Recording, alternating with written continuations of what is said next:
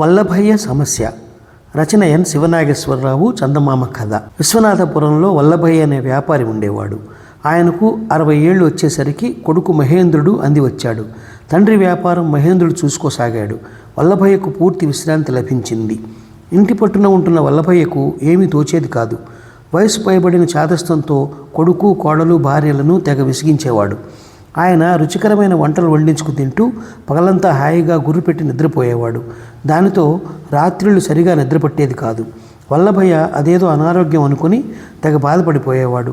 వచ్చిపోయే వాళ్ళందరితో దాని గురించి పొద్దస్తమానం చెబుతుండేవాడు. రాత్రిపూట సుఖంగా నిద్రపోతున్న వాళ్ళని చూస్తే వల్లభయ్యకు బాధగా ఉండేది. భార్య సుందరమ్మ మంచి నిద్రలో ఉండగా ఆమెను తట్టి లేపి, వంటగది శుభ్రం చేశావా, పాలు జాగ్రత్త చేశావా, పిల్లి వచ్చి పాలు తాగేసిపోయాను అంటూ ఏవేవో ప్రశ్నలు వేసేవాడు. అలాగే ఒక్కొక్కసారి కొడుకు నిద్ర లేపి, కోడలు కనపడదేం, అబ్బాయికి అన్నం పెట్టిందా అని అడిగేవాడు. నిద్ర నుంచి లేపి ఇలాంటి అర్థం లేని ప్రశ్నలను అడిగినందుకు వాళ్ళందరికీ గొంతు వరకు కోపం వచ్చేది. ఇంటికి పెద్దవాడని ఏమీ అనలేక కోపాన్ని దిగమింగుకునేవాళ్ళు. అయితే రాను రాను పరిస్థితి సృష్టించడంతో వాళ్ళు వల్లభయ్యను తమ నిద్ర చెడగొట్టొద్దని గట్టిగా కోపడ్డారు. దాంతో ఆయనకు ఏమీ తోచని పరిస్థితి ఏర్పడింది. ఒకరోజు రాత్రి వల్లభయ్య నిద్ర పట్టక ఇంటి నుంచి బయలుదేరి ఊరి చివరి చెరువు గట్టున ఉన్న పెద్ద చింత చెట్టు దగ్గరికి వెళ్ళాడు. చెట్టు కింద ఎవడో గురకపెట్టి నిద్రపోతూ ఆయన కంటపడ్డాడు. వల్లభయ్యకు వాడిని చూసి చాలా అసూయ కలిగింది. ఇంట్లో పట్టమంచం మీద పరుపుల మధ్య ఎంతసేపు పడుకున్నా తనకు కునుక్కు కూడా రాదు. ఈవిడెవడో చింత చెట్టు కింద కటిక నేల మీద హాయిగా నిద్రపోతున్నాడు.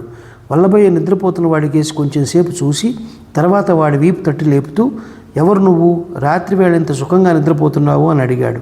వాడు చప్పులు లేచి కూర్చుని కంగారు పడుతూ పక్కన ఉన్న దుడ్డు కర్రను చేతిలోకి తీసుకుంటూ, నువ్వెవరివి, ఇక్కడికి ఎందుకు వచ్చావు, దొంగవా దెయ్యానివా అని అడిగాడు. వల్లభయ్య దుడ్డు కర్ర కేసి బెదురుగా చూస్తూ, నేను దొంగను కాదు, దెయ్యాన్ని కాదు, నాకు ఒక పెద్ద జబ్బున్నది. రాత్రిళ్ళు సరిగా నిద్ర పట్టదు. మా ఇంట్లో అందరూ సుఖంగా నిద్రపోతారు. నిద్ర లేపితే వాళ్ళ కోపం, అందుకే ఇలా వచ్చాను. ఏవైనా కబుర్లు చెప్పుకుంటూ కూర్చుంటే రాత్రంతా ఇట్టే గడిచిపోతుంది అన్నాడు. అందుకు వాడు, నేను రాత్రిళ్ళు ఊరు కాపలా తిరిగే గురవయ్యను. పగలంతా ఇంట్లో తెగని పని. నా మనవళ్ళు మనవరాళ్ళు నన్ను క్షణం ఒకచోట కూర్చొనివ్వరు. రాత్రి కాపలా పనుల్లో ఉండేవాళ్ళు పగలు నిద్రపోవాలి. అది నాకు సాధ్యపడడం లేదు అన్నాడు బాధగా. వల్లభయ్య ఒక్క క్షణం ఆలోచించి, నీకు పగలు నిద్రపోవడం సాధ్యం కాదు, నాకు రాత్రిళ్ళు నిద్ర పట్టదు. ఒక పని చేద్దామా, కాస్త వెన్నెల కూడా ఉన్నది. ఈ రాత్రంతా పులిజూదం ఆడుతూ కాలం గడిపేద్దాం అన్నాడు.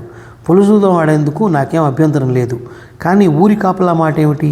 ఎక్కడైనా దొంగలు పడితే నా నౌకరీ పోతుంది. నువ్వన్నట్టు పులిజూదం ఆడదాం. అయితే మధ్యలో అప్పుడప్పుడు నువ్వు పోయి 4 వీధులు తిరిగి రావాలి.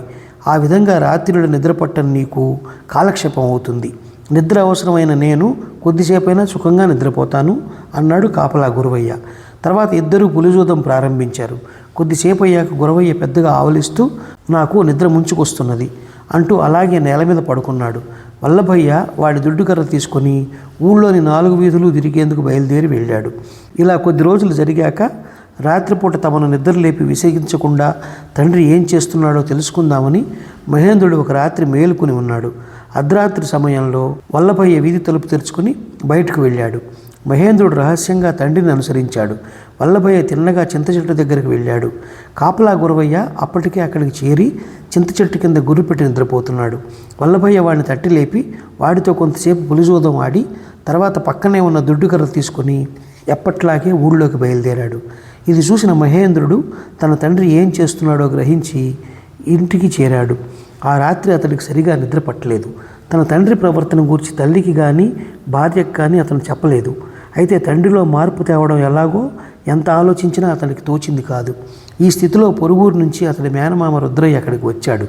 మహేంద్రుడు మేనమామకు తన తండ్రి ప్రవర్తన గురించి వివరంగా చెప్పి ఏమి చేయడం బాగుంటుందో ఆలోచించవలసిందిగా కోరాడు. అందుకు రుద్రయ్య, ఇందుకు పెద్దగా ఆలోచించవలసిందేమీ లేదు, మీ నాన్నను సరిదిద్దడం చాలా తేలిక, ఆ పని నేను చేస్తాను. ఈ రాత్రి నా పడక వీధి వాకిల దగ్గర ఏర్పాటు చేసి నాకు ఒక దుడ్డు కర్ర కూడా ఇవ్వు. తెల్లవారుజామున కదా మీ నాన్న ఇంటికి తిరిగి వచ్చేది, అప్పుడు ఏం జరుగుతుందో నువ్వు దూరాన ఉండి చూడు అన్నాడు చిన్నగా నవ్వుతూ. మేనమామ కోరిన విధంగానే చేశాడు మహేంద్రుడు. ఆ రాత్రి వల్లభయ్య మామూలు ప్రకారం ఇంటి నుంచి వెళ్ళి కాపలా గురవయ్యతో పూలి జూదం ఆడి ఊరు 4 వీధులా తిరిగి ఇంటికి బయలుదేరి వచ్చాడు. ఆయన వీధివాకిలి చప్పుడు కాకుండా తెరిచి లోపలికి రాగానే రుద్రయ్య మంచం మీద నుంచి లేచి దుడ్డుకర్రను వల్లభయ్యకి ఇస్తూ, బావా, దీన్ని ఆ కాపలా గురవయ్యకు ఇవ్వడం మర్చావు అన్నాడు. ఆ మాట విని వల్లభయ్య అదిరిపడి, కాపలా గురవయ్య ఏమిటి, ఈ దుడ్డుకర్ర ఏమిటి అని అడిగాడు. రుద్రయ్య పెద్దగా నవ్వి, నువ్వు రాత్రి వేళల్లో ఇల్లు వదిలి ఏం చేస్తున్నది నీ కొడుక్కు నాకు తెలిసిపోయింది. ఈ సంగతి ఊళ్ళో వాళ్ళకు కూడా తెలియడం జరిగితే నువ్వు నవ్వుల పాలవుతావు అన్నాడు. వల్లభయ్య తలపంకిస్తూ, ఆ మాట నిజమే, మరి నాకు రాత్రిళ్ళు నిద్ర పట్టదు, ఏం చేయాలి, తెల్లవాళ్ళు గోళ్ళు గిల్లుకుంటూ ఎలా కూర్చునేది అన్నాడు. నీ నిద్రపట్టని సమస్యకు పులిజోదం, అపరాత్రి వేళ ఊరి కాపలా పరిష్కార మార్గాలు కావు. పగలంతా నిద్రపోకుండా ఏదో ఒక వ్యాపకం ఏర్పరచుకో. నీ మనవణ్ణి ఆడిస్తూ కాలక్షేపం చేయొచ్చు, హాయిగా పురాణ గ్రంథాలు చదువుకోవచ్చు. అన్నిటికన్నా ముఖ్యంగా మీ వ్యాపారానికి సంబంధించిన లెక్కలు చూస్తుండొచ్చు. ఈ విధంగా నీ కొడుకు కొంత భారం తగ్గుతుంది. నేను ఇక్కడ వారం రోజులు ఉండబోతున్నాను. నేను చెప్పినట్టు చెయ్యి. రాత్రిళ్ళు నీకెందుకు నిద్ర పట్టుతో నేనే చూస్తాను అన్నాడు రుద్రయ్య చిన్నగా నవ్వుతూ. వల్లభయ్యకు బావమర్ది సలహా నచ్చింది. ఆయన ఆ రోజు నుండే అతను చెప్పినట్టు చేయడం ప్రారంభించాడు. పగలంతా ఏవో పనుల్లో మునిగి తేలుతుండడం వల్ల వారం తిరగకుండానే వల్లభయ్య రాత్రి వేళల్లో హాయిగా నిద్రపోసాగాడు.